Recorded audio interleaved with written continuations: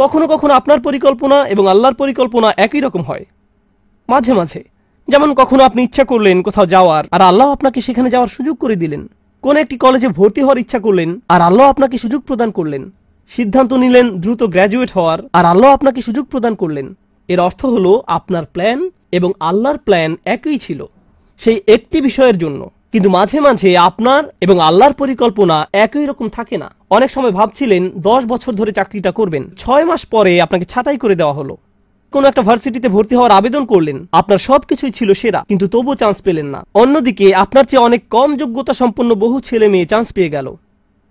অনেক সময় আপনার এবং আল্লাহর পরিকল্পনা একই রকম থাকে না। এই আয়াতগুলো শিক্ষা দিচ্ছে সব সময় সবকিছু আমার পরিকল্পনা অনুযায়ী কাজ করবে না। তবুও আমাকে পরিকল্পনা করে যেতে হবে, তবুও আমাকে চেষ্টা করে যেতে হবে। কিন্তু দিন শেষে আল্লাহ সিদ্ধান্ত নিবেন পরিকল্পনাটি বাস্তবায়িত হবে কি হবে না। আযকুর রব্বাকা ইযা নাসিত। এরপর আসছে এই আয়াতের সবচেয়ে শক্তিশালী অংশ। আমি এর উপর অতিরিক্ত কিছু সময় ব্যয় করতে চাই। এটা আসলেই সমগ্র কোরআনের অন্যতম সুন্দর একটি শিক্ষা। যদি একজন মুসলিম এটা বুঝতে পারে, তার জীবনটা সহজ হয়ে যাবে। ওয়াকুল আসা আইয়াহদিয়ানি রব্বি লিআকরাবা মিন হাযা রাশাদা। এই শব্দগুলো হলো একটি দোয়া। দুয়ার চেয়েও এটা আশায় পরিপূর্ণ একটি বিবৃতি। চলুন এই দৃষ্টিকোণ থেকে এর সাথে পরিচিত হই। আপনি ভবিষ্যৎ নিয়ে চিন্তা করছেন, শুধু আসা শব্দটি ব্যবহৃত হওয়ার দরুন। তারাজ্জি, আরবিতে যাকে বলা হয় হরফুত তারাজ্জি বা ফিআলুত তারাজ্জি, এমন ক্রিয়াপদ যা আশা প্রকাশে ব্যবহার করা হয়। আল্লাহ আমাদের এই আয়াতে শেখাচ্ছেন মুসলিমকে অবশ্যই ভবিষ্যতের ব্যাপারে আশাবাদী হতে হবে। কোরআনের প্রতি আমাদের ঈমান ভবিষ্যতের ব্যাপারে আমাদেরকে আশাবাদী করে তোলে। আমি পরোয়া করি না খবরে কি আসে, আমি পরোয়া করি না গতকাল কি ঘটেছে, এর আগের দিন কি ঘটেছে। আমি মুসলমানদের এমন গ্রুপের অন্তর্ভুক্ত হব না যারা বসে বসে বলে উম্মার পরিস্থিতি দিন দিন শুধু খারাপ থেকে আরো খারাপ হচ্ছে, ও আল্লাহ, আর সামনের পরিস্থিতি শুধু আরো খারাপ হবে, সামনে আরেকটা ট্র্যাজেডি আসছে, আমি গ্যারান্টি দিচ্ছি, দেখো কি ঘটে। তুমি মনে করেছো 9/11 খারাপ ছিল, কিছুই না, ওটা আসলে কিছুই না। ও মাই গড, দেখো এখন উম্মার কি অবস্থা হয়, এবং দেখো তারপর কি হয়। এই মনোভাব সরাসরি কোরআনের আয়াতটির বিরোধী, শুধু আশা শব্দটির কারণে। আপনার তো এই আশায় বুক বাঁধার কথা যে আল্লাহ পরিস্থিতি উন্নত করে দিবেন আপনার নিজের জন্য, চারপাশের মানুষের জন্য, মানবতার জন্য। আপনার তো এই দৃষ্টিভঙ্গি থাকার কথা। তারপর তিনি বলেন, আর নিজের ভবিষ্যতের ব্যাপারে কি বলবেন? আসা আন ইয়াহদিয়ানি রব্বি, সম্ভবত আমার রব আমাকে পথ দেখাবেন। নিজের ভবিষ্যতের জন্য সবচেয়ে আশাবাদী কোন জিনিসটি আপনি পেতে পারেন? সবাই ভালো চাকরি চায়, ভালো অর্থনৈতিক অবস্থা চায়, ভালো পারিবারিক অবস্থা চায়, সুস্বাস্থ্য চায়। আমরা এগুলো সব চাই, কিন্তু জানেন সবচেয়ে মৌলিক যে জিনিসটি আমার আপনার প্রয়োজন, যা অক্সিজেনের চেয়েও বেশি মূল্যবান, তা হলো আল্লাহর হেদায়েত। একবার এটা পেয়ে গেলে সবকিছু ঠিক হয়ে যাবে, কিন্তু হেদায়েত না পেলে আপনার আসলে কিছুই নেই। এই আয়াত আশাবাদী করে তোলে যে আল্লাহ আমাকে পথ দেখাবেন।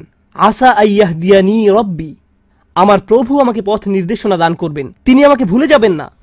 ভবিষ্যতের জন্য ওয়াদা দেওয়ার সময় আমি তার স্মরণ করব, তাহলে তিনিও ভবিষ্যতে আমাকে স্মরণ করবেন।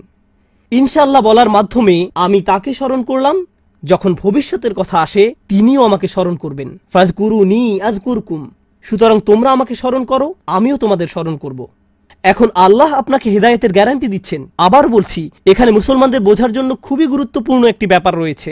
সারা পৃথিবী জুড়ে বহু মানুষের মাঝে, আল্লাহিল আযীম, এই গ্রহের যেই প্রান্তে যান না কেন, মানুষের একই ধরনের বিভ্রান্তি, একই প্রশ্ন বারবার।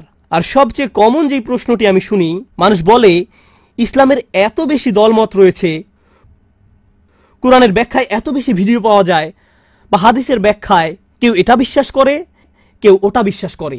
এই হুজুর অমুক ফতোয়া দেয়, ওই হুজুর তমুক ফতোয়া দেয়। আমি কি এই হুজুরকে মানবো নাকি ওই হুজুরকে মানবো? কেউ বলে এটা হালাল, কেউ বলে এটা হারাম, কিছুই জানি না, সবকিছুই বিভ্রান্তিকর।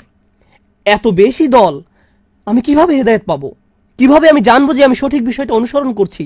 কিভাবে জানবো? আমার পক্ষে তো এত বেশি তথ্য প্রসেস করা সম্ভব নয়। আর আমি এর সাথে একমত। আমরা এখন মাত্রাতিরিক্ত তথ্যের যুগে বাস করছি।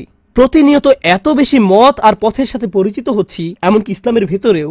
এই হলের ভেতরে বসা শ্রোতাদের দিকে লক্ষ্য করুন।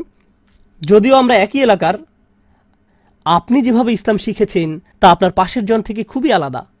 যেসব শিক্ষক আপনি পেয়েছেন, যেসব মানুষের সঙ্গ লাভ করেছেন, যে স্কুলগুলোতে শিখেছেন, তা আপনার পাশের জনের থেকে একেবারেই ভিন্ন। তাই কোনো ব্যক্তি সহজে বিভ্রান্ত হয়ে পড়তে পারে যে কিভাবে আমি বুঝবো যে আমি সঠিক ইসলাম অনুসরণ করছি আর এই আয়াত হলো তার জবাব।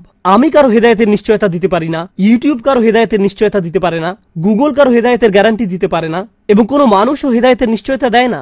এটা আমাদের আশা যে স্বয়ং আল্লাহ আমাকে ব্যক্তিগতভাবে হিদায়েত দিবেন। হেদায়েত অন্য কোথাও থেকে আসতে পারে না। আপনার কাছে কোনো তথ্য না থাকতে পারে, অথবা আপনি তথ্যের সাগরে ডুবে থাকতে পারেন, এটা কোনো ব্যাপার না। আল্লাহ আপনাকে কতটা হেদায়েত দিবেন তা নির্ভর করে আপনি কতটা হেদায়েত চান তার উপর, অন্য কারো কাছে নয়। আর একবার আল্লাহর কাছে সঠিক রাস্তা চাওয়ার পর আপনাকে আর বিচলিত থাকতে হবে না। নিশ্চিত থাকুন যে আল্লাহ আপনাকে সঠিক পথ দেখাবেন, তিনি কাউকে ফিরিয়ে দেন না। আল্লাহর কাছ থেকে হেদায়েত পাওয়া কঠিন নয়, এটা কঠিন নয়। আল্লাহ হেদায়েতের পথ খোলা রেখেছেন যারা চায় তাদের জন্য। আমাদেরকে শুধু সেসব মানুষের অন্তর্ভুক্ত হতে হবে, শুধু এইটুকুই। এই আয়াতটি সূরাতুল কাহফের অন্তর্গত। এর প্রমাণ হিসেবে সূরা কাহফ নিয়ে কথা বলে শেষ করতে পারবো না এই খুতবায়। এই গুহার অধিবাসীরা যাদের কথা আমরা প্রতি শুক্রবার পড়ে থাকি, এই মানুষগুলোর আশেপাশে কোনো নবী ছিল না, কোনো আলেম ছিল না, কোনো শায়েখ ছিল না, কোনো সাহাবী ছিল না।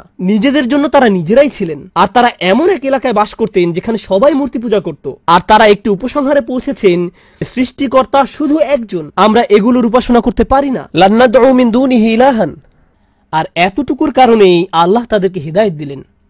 অন্য কোনো জ্ঞান না থাকা সত্ত্বেও, কোনো ওহী তাদের কাছে ছিল না। আল্লাহ তাদেরকে হিদায়াত দেওয়ার জন্য এতটুকুই যথেষ্ট ছিল। আর তিনি তাদেরকে এত বেশি হিদায়াত দান করলেন যে আজকের দিনে যারা বছরের পর বছর ধরে দ্বীনের জ্ঞান অর্জন করে, তারা এই যুবকদের কাহিনী অধ্যয়ন করে। কারণ এই যুবকরা আল্লাহর হিদায়াত পেয়েছিল, কারণ আল্লাহ তাদেরকে পথ দেখিয়েছিলেন। আপনার পরিস্থিতি যত অন্ধকারচ্ছন্নই হোক না কেন, আপনার যদি আল্লাহর উপর আশা থাকে, এটাই যথেষ্ট। আসা আইয়াহদিয়ানি রব্বি লি আকরাবা মিন হাযা রাশাদা।